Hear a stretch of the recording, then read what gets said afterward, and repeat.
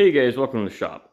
Sorry for the panning and whatnot, but in this case here, we're trying to drill to a very precise depth. You'll see we have a rifle barrel set up here. This is not the most rigid setup, but I'm only drilling for a 6x48 hole, so we're not going to have a pile of cutting pressure. And its locational accuracy isn't super critical, but it's moderately so. Why the video? Now, the video is I need an 80 thousandths of an inch deep hole that's actually 80 thousandths of an inch deep because we have 150 thousandths of an inch barrel wall thickness at this location, and I don't really like having less than 70 thou. I would prefer to have even more wall thickness, but this is a low pressure cartridge, so I'm not hugely concerned about it. So what I do is I use a very rigid stub drill, and I don't spot drill. This requires an extremely delicate touch, and you've got to peck, peck, peck until that center is established. And that's when I say the whole location isn't extremely critical. It means I'm not required to do a spot drill on this because, again, I've gotten a feel for this.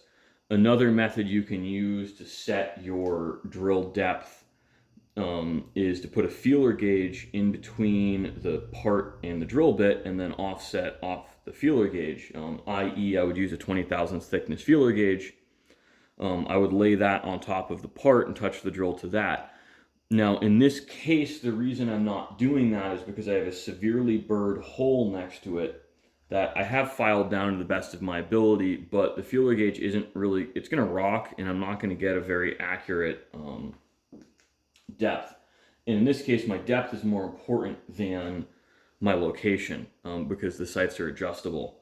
So what I'm just doing now is to make sure I've got my 80 thou depth. I have an 81 thousandths of an inch thread measuring wire, and it does not fit in between my depth stop and where my quill is with the drill touching, which is good.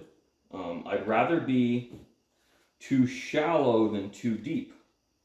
But what we're going to do now is I have a 72 thousandths pin, and that fits in there with just a little bit of play.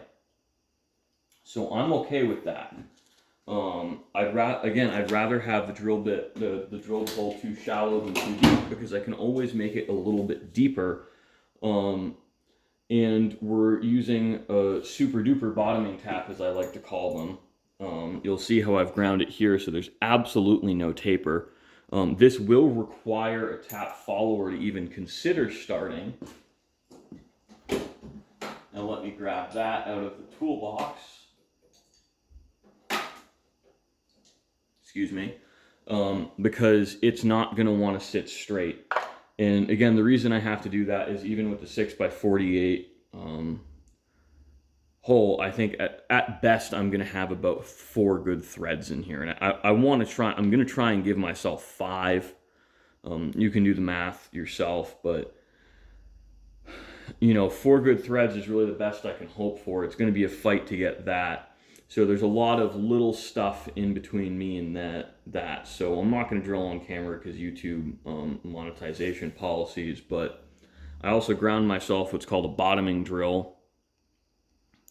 You see there, that doesn't cut on center. It's actually a little bit undersized because I didn't happen to have the right size drill bit. So this is, I'm going to say like 5 thousandths undersized. Now the thing I've learned with bottoming drills too is they tend to wander because there's no web support.